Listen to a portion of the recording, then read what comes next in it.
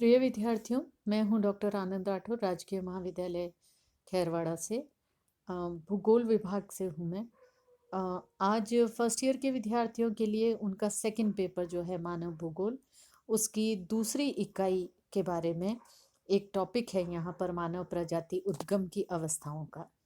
उसके बारे में बात करना चाहती हूँ। सेकंड यूनिट में आप मानव प्रजातियों के अभिलक्षण, वर्गीकरण, प्रजाति विकास के कारण और प्रवास कटिबंध सिद्धांत के बारे में पढ़ेंगे। ये सब है हमारे सिलेबस में। तो ये पहला टॉपिक है मानव प्रजाति उद्गम की अवस्थाएं। जो चित्र अभी आपके सामने है, इस तरह का चित्र आपने बहुत बारी देखा होगा। ये मानव के विकास क्रम को दर्शाता है। अलग अलग समय में मानव के विकास की अवस्थाओं को दर्शाने वाला ये चित्र है। और हमारा टॉपिक भी बिल्कुल इन्हीं के साथ साथ में है कि किस प्रकार से आधुनिक मानव जो आज अपन को दिखाई देता है, इस आधुनिक मानव का किस क्रमवार विकास हुआ, किस प्रकार से विकास हुआ है। बड़ा टॉपिक है, मैं एक दो वीडियो इसके साथ में और बनाऊंगी। तो यहाँ पर हम देखें मानव के विकास और मानव प्रजातियों का किस प्रकार से विकास हुआ उसके बारे में। तो मानव अन्य जीवों की तरह मानव का विकास भी पूर्वजों में हुए क्रमिक परिवर्तनों का परिणाम है। जीवों के वंश वृक्ष में मानव की स्थिति सबसे सर्वोच्च है।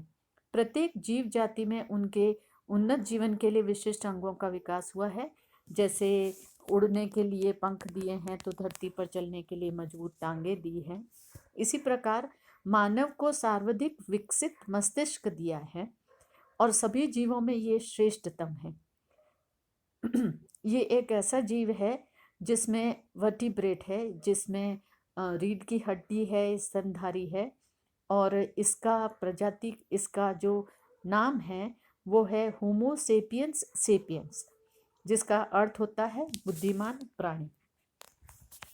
अगला बिंदु अगर अपन इसमें देखें कि मानव के विकास उद्गम का समय और स्थान क्या रहा होगा, तो ऐसा माना जाता है कि जो कपि सदृश्य मानव रहे हैं, मैन लाइक एप, से आदि मानव का विकास आज से लगभग 130 लाख वर्ष पूर्व मायोसीन युग के अंत से लेकर के प्लायोसीन युग के प्रारंभ तक हुआ। ये जो मैं युग की बात कर रही हूँ, ये भूवैज्ञानिक युग है और इसकी एक स्केल भी है हमारे सिलेबस में। फर्स्ट ईयर में हम इसके बारे में और पढ़ेंगे। और मानव के उद्भव स्थान के बारे में कहें तो ग्रिफिथ टेलर जैसे प्रसिद्ध वैज्ञानिकों ने मध्य एशिया को मानव के का उद्गम क्षेत्र माना। ये 1 नंबर के सवाल में पूछा जाता है, क्रेडल लैंड ऑफ मैन।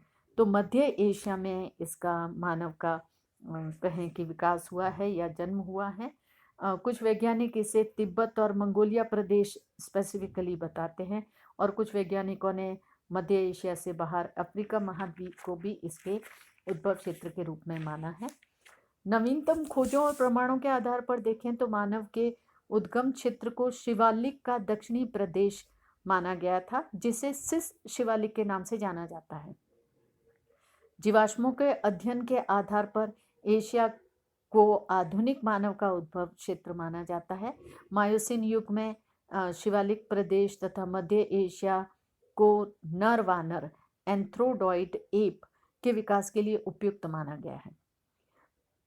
जलवायु परिवर्तन कारण रहा होगा प्लायोसीन युग और टर्शरी युग में नर वानर व आदि मानव दक्षिण की ओर स्थानांतरित हुए, और आदि मानव की एक शाखा उत्तर में तिब्बत की ओर चली गई और दूसरी शाखा दक्षिण में भारत, जावा, पश्चिमी एशिया, अफ्रीका आदि देशों में चली गई।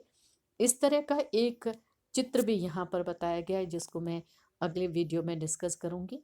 तो ये मानव, आधुनिक मानव का विकास क्रम के बारे में है।